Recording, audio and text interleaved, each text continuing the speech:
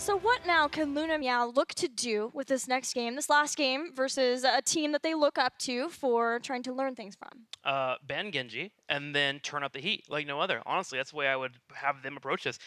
Make sure they don't have a ton of mobility on the opposing team, because Gen.G has shown that if they have mobility, they will dissect you, they will pull you apart, and you feel like you can't do anything about it. So take away the Genji, and then try to find a kill comp. Screw macro. Yeah. You're not going to win a macro game against this team. I completely agree. I would just like to see them just embrace the China style here and just go aggressive, because you need to start just getting picks and try and snowball from there, gain an early advantage and run with it.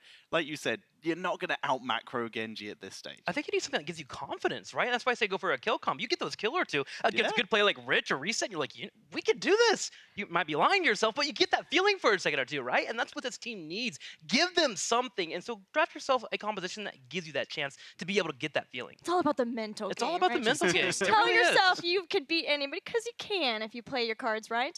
And we are going to Infernal Shrine, so that should give some confidence as we take a look. This is the choice of Gen.G. They've chosen it once before. They haven't. This is their first time of picking one of the maps they've already picked. So far, they've kind of been picking and choosing here and there, not really showing too much of their priority, but they are going to take us to Infernal Shrines again. And this is a favored battleground of Luna Meow, too. So this should be a place where they still feel comfortable, though it is a place where you can get out macroed. Yeah, you certainly can. I mean, with you looking over to Luna Meow, they're going to be having first pick on this battleground, so maybe we get a Kerrigan that can float through the draft phase. Maybe Gen.G will leave that alone. That would be a nice, aggressive pickup for them. We haven't seen that much Kerrigan in this tournament, actually. We had one game off stream. I believe we had one game on as well with the multiple reset against the multiple reset comp, sorry. But yeah, it's kind of cool to see. Would be cool to see here. It's a classic on the map. But for now, Luna Meow starting off with the Garrosh ban, perhaps wanting to return to their own old classic of the Diablo. Oh yeah, they played Diablo already both times here. It will be the first pick if they can get it. It's a matter of can they get the other priority picks that they like here. Things like Deckard Cain they've played twice here. We saw a Jaina as well as a Phoenix, and then a Thrall too, which Gen.G got in the last one. Gen.G though, they also like Diablo. Of course, pretty much everyone likes Diablo on Infernal Shrines. That's a really good map for Diablo. Past that though, they played the White Mane Hammer composition versus Tempo Storm, so I'm wondering, I kind of wonder what kind of Gen.G we're going to get here. They know that they won very dominantly in the last one, so I want to know if they're going to start to have more fun or what. There we go, okay. Not seeing that Diablo first pick, immediately into that Kerrigan over their Li Ming they've been liking, over the Deckard, over that Diablo, and immediately Gen.G, they're going to take the Deckard Cain. Do they want the Diablo as well? Not yet. Starting off with the Reyna, a hero who, if your reaction time is on point, can be the bane of a Kerrigan's existence. She tries to ravage in and boop, just quick knockback with the penetrating shot. I was slightly worried too that Gen.G might move into a Medivh pick too. Medivh has been up and available, and you've already seen in the past that Luna Meow is not ready to play against a Medivh. They freak out when portals are thrown around them, so I'm hoping that might maybe they expand. Also, because it's a natural way to handle a Kerrigan that's trying to come your way with the Force of Wills coming out. Nubrak and White Mane coming out, so we are going full kill comp. Yes, this is what Luna Meow needs to do. There's their White Mane.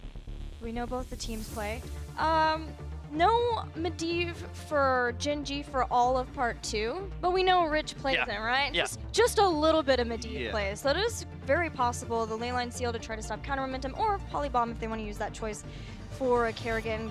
He can be very frustrating to try to play against for Kerrigan. I mean, his Medivh highlight was the first time I ever saw Medivh and go, whoa, that character's busted. That was the first time, and I was like, okay, maybe Medivh is a little more crazy than we think. Jaina comes in for a ban here for Gen.G, and now we're looking over to Luna Meow to see what they're going to ban. Gen.G still having the option to pick up a tank. Diablo against Luna Meow can now be a concern due to, once again, Anubarak. If aggression is played into him, he can struggle if he doesn't have time to react. That's exactly what we see. Remove that consistent crowd control that can prevent Anubarak from getting his escape. You guys see Tyrael here? Yeah, Tyrael and Yrel. So a lot of tankiness, a lot of cross-supporting with shields, with armor, that should be able to help deal with that Kerrigan. Kerrigan jumps in, hits her main heroic, immediately Sanctification, everything gets shut down. It is a classic counter from way back when Kerrigan was last meta. Completely fine, love it. Has Luna played... trying to figure out what would maybe be able to stop that. Kind of a situation with the Sanctification, I thought maybe like a Horrify, just when Maybe it just seems like they're wait starting for to it, group. yeah. But then again, that's ungrouping people when Kerrigan wants to go again, and Maelstrom when people are grouped up. So instead they'll get Blaze, and then back to Sergeant Hammer. How do you feel about Hammer with the Kerrigan? It's control around the shrine, which means that Luna Meow is not going to be looking for the kills that I was kind of hoping for, especially with their 1 pick and their 2nd pick. Yeah. I actually like the line I thought you were going with the Goldan, because the Goldan gives you the corruption stacks, the Bell Flames immediately off of the Kerrigan combo if you're able to follow that up. Sets her up for her rep. Yeah. The perfect choice is I would love to have a Jaina, but obviously that was banned out. So some kind of mage, some kind of burst immediately afterwards. Heck, even a Greymane would have been nice here. But that final pick up there for Luna Meow makes me believe, okay, we think we can actually go toe-to-toe in controlling the shrine, and if they overstep, we have a chance to punish now. I'm just fascinated with the braveness of playing Sergeant Hammer into Rich twice. But in this case, like you said, it is a lot of control. They do have the ability to use the bunker to try and maybe wait out the Sanctification once it's popped, but they need to bait it out without having to burn the Maelstrom, without having to burn the Scarlet Aegis, etc. They have got to be patient, they've got to be controlling in these fights. That's another good point. Sergeant Hammer naturally can kind of just sit in the back and kind of just do her own thing. So now you can focus all your attention for the rest of your teammates on top of that Kerrigan. Make sure that Whitemane steps up, gets off the Aegis you were mentioning, the bunker. That's actually a really good point there. So this Sergeant Hammer suddenly just becomes this, hey, you're back here doing things, let's focus on this 4-man. May be able to get some sieging damage done from that more so too, to try to keep them in the macro game. But I think that there's going to be problems with that Junkrat pick that just came in now, because Junkrat is so good, especially post 13, at being able to prep waves. So even once you get a Punisher in one lane, then he's prepping another one, and you just make a quick rotation up there. I don't know if Luna Meow is going to be ready for how swift those rotations can come in. Yeah, Junkrat is definitely a troublemaker, even in the case of when you time your Aegis, right? You drop out that Riptire, and it's dancing around the bunker, you're waiting for him to jump out the bunker, you want to punish them, but suddenly you hold it for a second longer, now you've wasted your Aegis, your big heal, and then the damage comes afterwards. Junkrat is definitely the troublemaker here for Gen.G, and he's the one that's going to really change everything about Luna Meow. Well, Luna Meow is bringing in the Kerrigan, the big guns for Game 2 versus Gen.G. Let's see how it works out.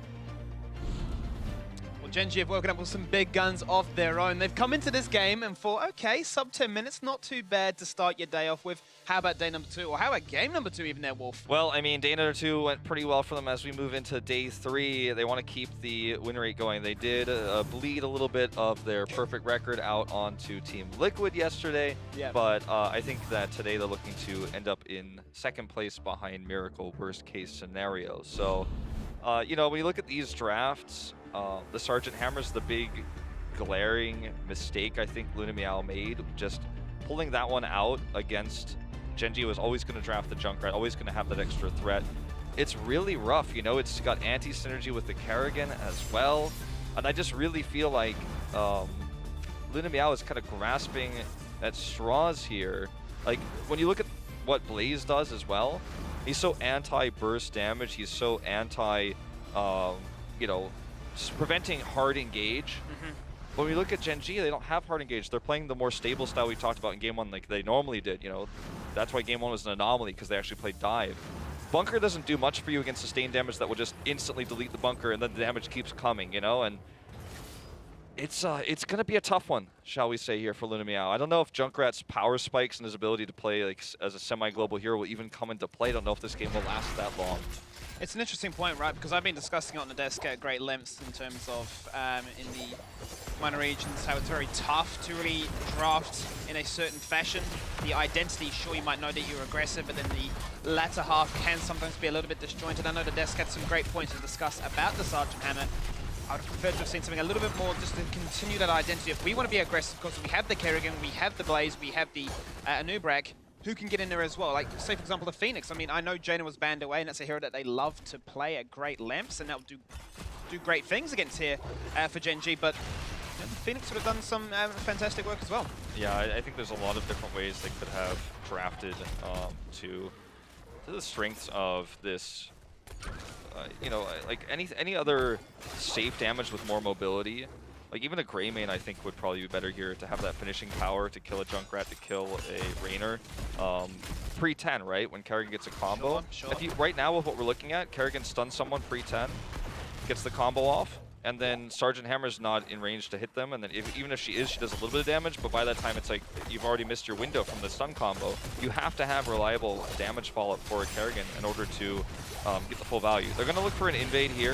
As you can see, Kerrigan combo goes off, Sergeant Hammer's hitting Rich, but the engage for Kim here is enough to kill him. Will this be a trade? Bowie jumped on here by Tist, and it does work out in this case.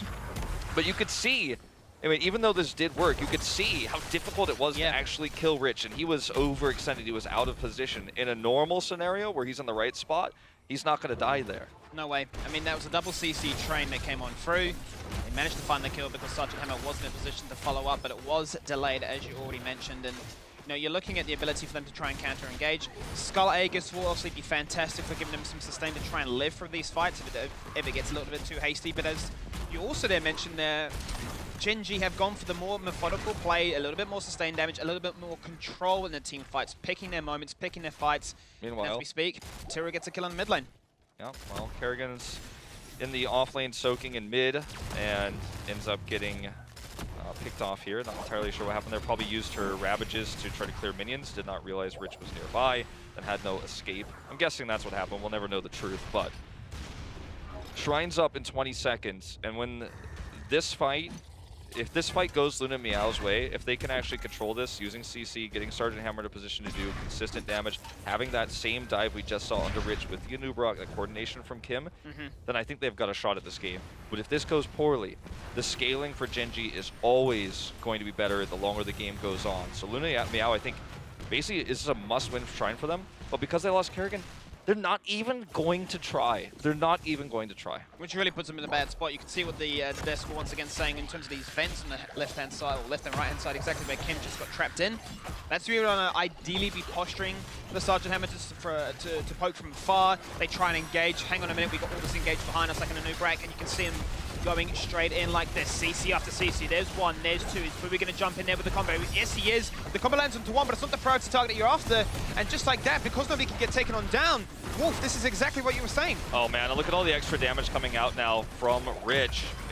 You basically, if you don't get a kill with that, you put yourself in auto attack range of a Rainer and a Junkrat who's going to then CC you. There's the chasing kill there for Reset, does grab the with a hammer. concussion mine nonetheless. Yes, and this comp that Gen.G's draft almost counters what Luna Meow is doing. They didn't try to take a positional advantage in those vents. They didn't try to set up Kerrigan with the vision advantage to where Gen.G would have to step over the boundaries to then potentially be comboed and get caught off. They soaked instead, and it does not end up working out for them. Kyojin is diving in to follow up that Immortal look to try and get some kills, and kills they will find as Kerrigan falls on down to the floor. This fall is going to take so much damage. It's definitely going to fall on down. And as you say, with that first Punisher working in favor for Gen.G, it's a very Snowball-esque style, very similar to what we saw in Battlefield of Eternity. The scaling is going to get out of hand. Gen.G will hit 10, and we're going to see a game that is going to be completely dominated as a result. Yeah. I mean, it's not going to be as... This Battleground doesn't snowball as much, especially with the comp that Gen.G is running. They don't have massive kill potential, right? So they can't just dive a fort and kill everyone. They're playing a more passive style. So it'll take a little bit longer, right? So that gives Luna Meow, if they don't get too far behind after this next Immortal phase, they can catch up, they can get 10, they can make some combos work like this. Rich, very, very low, very far forward. Any other DPS would have killed him there, but he survives, and this is exactly what I'm talking about. Yeah. He was totally out of position, he was totally caught by the Kerrigan combo, but this comp, it has anti-synergy. This is not how you're going to kill someone who just literally walks forward. Rich is like, I'm a tank, I'm the front line, watch out. And we've seen Rich do this actually throughout a lot of different series where he's even played the Sergeant Hammer. He's just hovering in stealth form, and he's actually chasing people down out of siege form, like not the way Sergeant Hammer is now being completely redesigned to work. Oh, That's no. a beautiful concussion mine. The cleanse is delayed. Is it going to buy him enough time? They have Membish chasing him down with the Eldrin Smite, as well as that Swift Smite speed boost.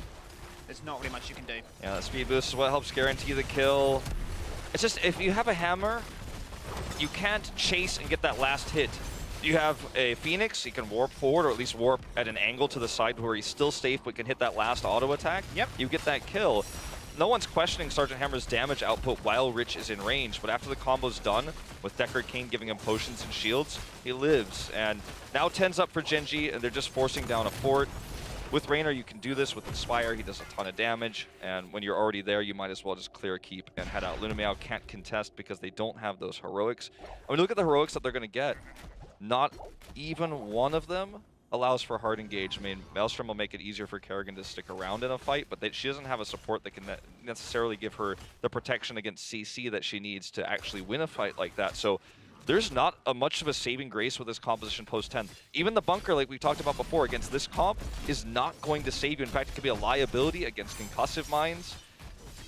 There's unfortunately, guys, like I don't know what else to say. There's not much of a light at the end of the tunnel here for Luna Meow. I mean, if you're looking at what's it going to really prevent you from the Riptide, maybe you don't fall asleep from the stay and while and listen. Whilst you're inside the bunker, you're trying to deny some of that CC, but they have gone for the Sanctification. Tiss not going to go for the Judgment for the all-in burst blow-up style. And they have gone for the full Avenging Wrath build as well. So they want to play bouncy castle style. They want to get that armor buff up as consistently as possible, just giving them as many tools to make sure that they survive the onslaught, the burst that might come out. Okay, look, Sanctification here is why Rich knew he was never in danger for a second. Now we see the rotation up from Kyocha, and meanwhile Reset's not even interested. He's finally making the rotation up, so this is a 5v4 fight. Luna Meow tries to take the Ultralisk even here committed in this battle, but the Sanctification meant that Rich knew he could stand there. He knew he could, you know, pepper out that extra damage. Luna Meow will take control of the Shrine for a brief moment, and this is actually their best opportunity of taking a fight right here, right now. They have the BFG for that extra burst that wasn't there before. I guess that's the only real spike they get at 10. But look at the trade of ultimates. It was 4 ultimates from Luna Meow, only 1 from Gen.G. That was the Sanctification. Gen.G have such a huge advantage, and they're staying well. Listen on to 4 members. The BFG is going to come across, but is it going to do much? Quite honestly, no. 1 kill goes across. They're going to try and look to bake cheese and put him in the oven, but he stays alive. He uses the Inquisition to try and top up his team. Kyocha wants it. Kyocha wants it. He's chasing on down. The grenades are coming from downtown, and Bake Cheese manages to survive, but the same may not be the fate for Bui05. You made the point right before the fight happened that all heroics were traded for a Sank, and then Gen.G utilized what they had remaining to set up the combo. It was the stay a while and listen right into Rich running into the backline before the awakenings of those sleeping members of Luna Meow happened. Rich was basically on the other side of them. There was no way out. There was no escape. The wave was pushed. And then you see the Riptire come out, finishing off White Mane. I mean, she lived for a brief moment afterwards there, but Gen.G now have the 13 advantage. They will get the free Immortal, and they're even going to invade the Shaman camp at the top. As, you know, Virgil's doing what he can. He's going to look for a counter camp bottom. Luna Meow's going to do the same, but Bui caught alone. Commits in. Ooh. He tried to build up that shield. He tried to get the combo to try and survive, but yeah, the full commit there with the Ultralisk. A little bit baffling, but nonetheless, this is the most amount of macro pressure you can develop with this Arcane Punisher. Arguably the most annoying to face, bolstered now by a minion wave right there, and also you're going to have that Shaman camp. This Wolf is looking like we're going for keeps again. I mean, this actually, you know, again, with this composition, it's not necessarily a one where you can make a core call, because you don't have that dive potential. You don't have the ability to use the objective to tank keep shots to get kills to secure the win. So Luna Meow just needs to be prepared to set up for a Kerrigan combo and then that follow-up damage with the BFG. That's the only way they kill somebody, but Kim is already caught. Rooted here. Lens is very late. Aegis. It's massive right there. It's going to keep members alive right there. Ardent Defender had to be used. They're going to jump on into the backline. Still all these ultimates available for Gen.G. We're talking Sank. We're talking Stay a While. And Riptide, that keep is falling on down. The lays onto Baked Cheese. So unfortunate how low she got. The Immortal is still alive, and that is actually a big boon for Gen.G. They actually can end this game if Luna Meow does not hit a perfect combo. They already wasted the BFG. Engage here for Kyocha. Coming in the bunker doesn't last long. Kyocha is back in the back line. Riptire's out. Bunker goes across. It's not going to achieve too much. 2 members fallen down right there as the Sanctification overlapping there with the Riptire, and kills go across the board. 1, 2, 3. How about a 4th? And maybe the full team wipe. What do we expect coming out of Gen.G? We expected this dominating performance. We expected back-to-back 10-minute victories, and that's exactly what they delivered. 14 kills to 1 in the final map. It's a tragic group stage here for Luna Meow. Low expectations across the board for fans internationally, given their international results thus far this year. And we look at a world where they may end with a winless record in this group stage. And it's just rough when you fight the defending champions like this. You feel like there's almost no chance. In terms of making the gods bleed, the sharpness level here is just not quite at the level of Dignitas or Miracle. Yeah, definitely no diamond in the rough. They need to go back to that blacksmith and look to try and pick up some new strategies, some new abilities, and some new ideas. But nonetheless, Luna Meow going out 2-0 to Gen.G in the very first opening match here of day number 3. And you know, Gen.G, that's a good way for them to warm up because, you know, coming into the latter stages of this, they're going to be looking to try and see, especially what's coming up next, how Miracle perform against Tempo Storm, because, you know, that's going to force potentially what could be a tiebreaker. Certainly so. Well, that's going to wrap up this series for us. We're going to throw it over to Kevin Johnson on the floor, who's got an interview. That's right, guys. I'm standing here with Assassin player from Gen.G. This is Rich. You all know him. You all love his play. Congratulations, Rich. You guys advanced to BlizzCon. Wonderful play here in the group stage. How do you feel about your team's performance so far over the last few days? 이번에 블리즈컨에 들어가게 되었는데 소감이 어떠세요? 블리즈컨에 와게 돼서 정말 기쁘고 지금 조별리그 그룹 스테이지 성적이 그렇게 좋진 않아요. 그래가지고 더 좋게 만들 수 있도록 노력하겠습니다. First of all, he's very honored and glad that he made it to the BlizzCon. And then personally, he's not super satisfied with his results for the group stage. So we'll make sure to keep the score as high enough to be happy enough for the BlizzCon. Understood. You know what?